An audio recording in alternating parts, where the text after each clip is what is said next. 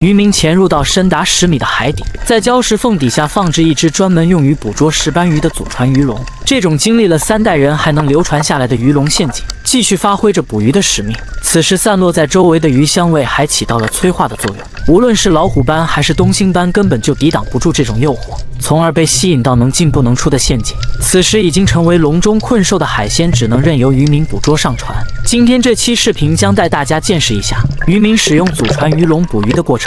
趁着晴朗的天气，海子兄弟抬着用竹子制作而成的鱼笼陷阱，开始今天的捕鱼行动。他们仅靠着这6只棺材模样的捕鱼陷阱，便能为他们带来丰厚的收入。在把鱼笼全部摆放在渔船上之后，同时拿上脚蹼、配重和潜水镜，还有被他们用作诱饵的数十条尖嘴鱼，便开始踏上前往设置陷阱的目标海域。当海子兄弟在抵达目的地时，他们直接将一只鱼笼丢入到8米深的海底，随后他们还要下潜到海底，继续将鱼笼抬到珊瑚礁石的底部安放。只有在这种满是珊瑚礁石的地方，才有机会捕捉到喜欢藏匿的石斑鱼。而且海子兄弟拥有非常惊人的憋气能力，没有3分钟以上的潜水时间，根本就不可能一次性完成陷阱的设置，况且还得需要同时寻找到最佳的安放位置，一般人还真的做不来。此时，另一名海子兄弟正在制作用于吸引石斑鱼的鱼饵，只有将尖嘴鱼的肉身剁得细碎，才能散发出浓烈的鱼腥味，从而吸引到方圆1公里的海鲜上钩。随后将稀碎的鱼肉洒落在鱼笼陷阱的周围，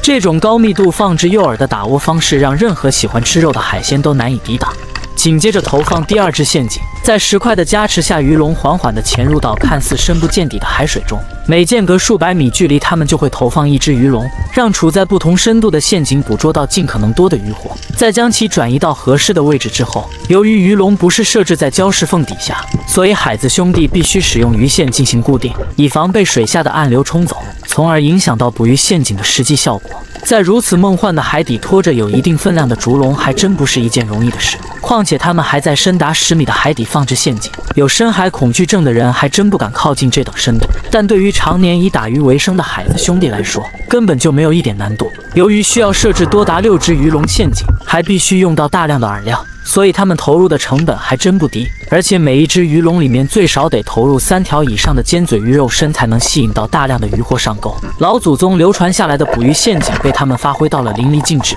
此时又一只鱼笼沉入了海底，而就在附近已经有成群的海鲜在珊瑚礁上游过。虽然海鲜一望无际，但海子兄弟却只能望鱼兴叹。在将另外1只鱼笼摆放在他们认为合适的位置之时，无数条鱼儿围绕着海子兄弟和鱼笼在不断的转圈，丰富的鱼类资源正在等待着他们来捕捉。而在把鱼饵撒在陷阱附近之后，立刻便引来了众多海鲜前来围观抢食。随着最后1只鱼笼被陆续投放到了海里，为捕捉到足够多的鱼货，海子兄弟来来回回折腾了1个早上。每设置1只陷阱时，潜水所用到的时间都会超过5分钟以上，这是一项非常考验耐久力的捕鱼工作。所以说，能吃这行饭的人还真是神一般的存在。此时在把鱼饵撒下之后，最后1只陷阱便已经设置完成，只需等待5天时间便可以前来收获。时间过得很快，海子兄弟再次来到散落在海底上的其中1只鱼笼陷阱处，便直接下水潜入到10米深的海底。此时竹笼的表面已经布满了寄生虫，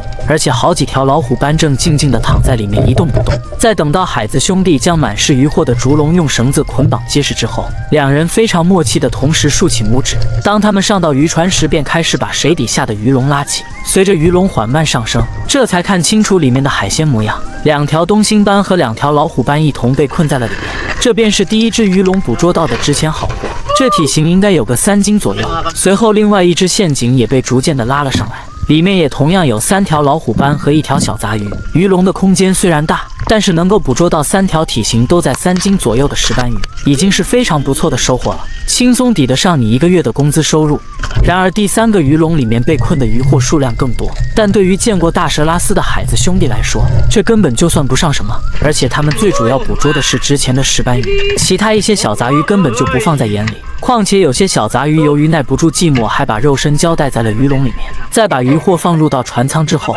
便马上开始打捞下1只鱼笼。这里的海水并不是很深，所以很快就被拉上了渔船。这1只陷阱里面同样困住了众多的小杂鱼，除了生猛的石斑鱼外，大部分都已经选择了躺平，只要是肉身还没有腐烂的，都会直接放入船舱。此时在拉起最后1只鱼笼的时候，原以为设置在礁石缝底下的陷阱会有很多的石斑鱼困在里面，但是却等来的又是一堆已经躺板板的小杂鱼。在将所有鱼货都拿出竹笼的时候，恐怖的是，居然还有一条鱼直接断成了2截。这便是今天收获到的所有海鲜。好在老虎斑占据了大多数，而东星斑也有好几条。这便让海子兄弟伸手直接就是666。回到岸上，经过一番称重，还有美女老板娘直接给了他们最高的收购价格，这让海子兄弟的收入一下子增加到了9000多比索。如果拿到我们这里售卖，大家会觉得值多少钱呢？